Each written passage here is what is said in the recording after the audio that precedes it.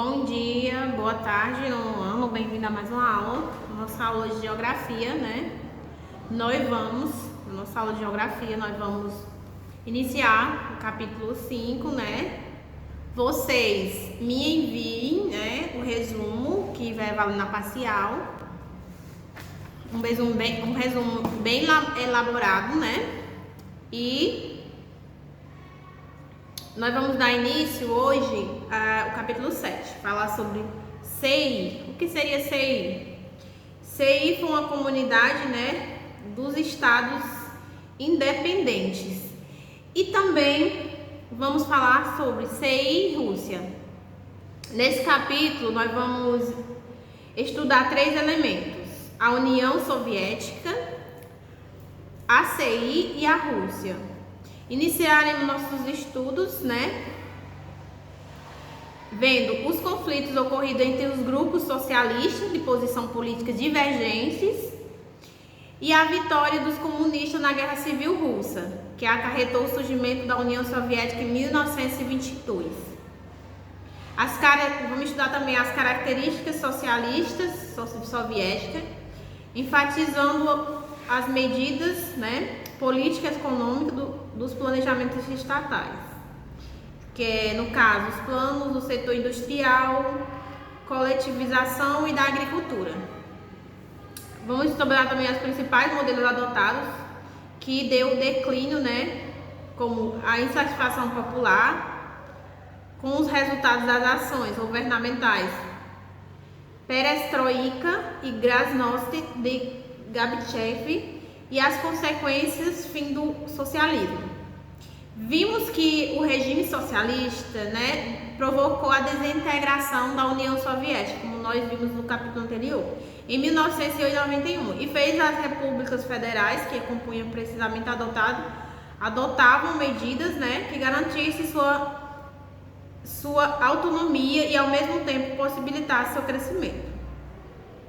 Assim, para manter a unidade e a soberania dos Estados-membros, ainda que com certa independência econômica, essas repúblicas criaram a Organização Federativa da Comunidade dos Estados Independentes, que chamaram da sigla CEI, que atualmente está fragilizada pela destruição de sua principal economia. A Rússia foi marcada por sérias crises, né, desde 1990 e pelos inúmeros conflitos étnicos no país da ex-União Soviética, dentre os quais destacamos o separatismo checheno, a Revolução Laranja, os conflitos na região do Cáucaso e o conflito na Geórgia. Bom, nós vamos fazer a leitura da 104 à página 106, certo? E as atividades vai ser a atividade da questão 1 e 2. Mais uma vez, lembrando a vocês que não esqueçam de mandar a atividade, certo? A União Soviética foi o primeiro país a adotar o regime socialista, sob forma de governo autoritário, a ditadura do Partido Comunista, que exigiu durante quase 70 anos, de 1922 a 1991, e representou por várias décadas um tipo de economia e de sociedade diferente daqueles regidos pelo capitalismo. Sobre esse regime, o país assumiu o lugar de superpotência mundial, conseguindo competir com os Estados Unidos, líder e superpotência do mundo capitalista durante a Guerra Fria. Entretanto, em 1991, ocorreu a fragmentação da União Soviética, deixando a Federação Russa, sua maior herdeira, empreender esforços para a criação da Comunidade de Estados Independentes, CEI, uma espécie de bloco econômico cujo principal objetivo era manter relações com as outras repúblicas independentes, tanto por questões militares como energéticas. Entretanto, essa busca hegemônia sobre a ex-república soviética. Bom, como nós sabemos, o sistema comunista, né, ou seja, parecido com o socialismo, é aquele regime, né, onde as autoridades eles têm total controle sobre os membros daquele país. tudo tem que ser em um favor comum, né?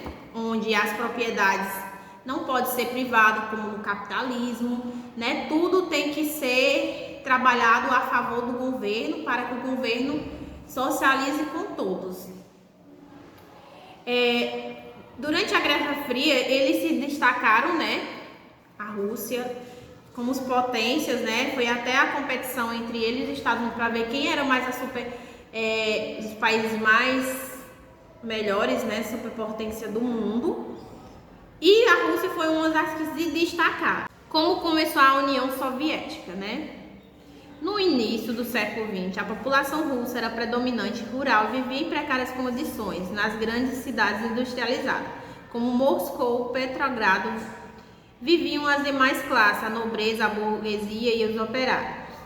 Entre diversas forças políticas que manifestavam nesse cenário, se destacavam os socialistas marxistas, divididos em dois grupos, chamados de bolcheviques e mencheviques, comandados por diferentes chefes.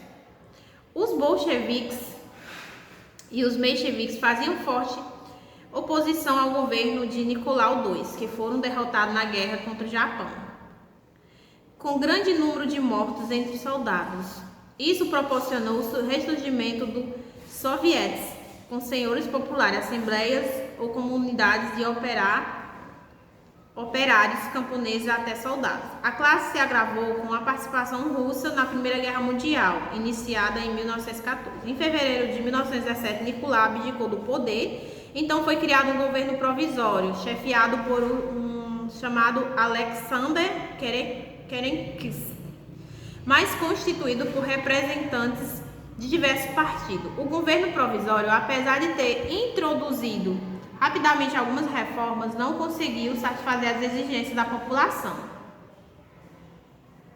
que, consideradas essas medidas insuficientes nessas condições, a população começou a apoiar cada vez mais o partido bolchevique, que no ano seguinte passou a se chamar Partido Comunista e se fortaleceu.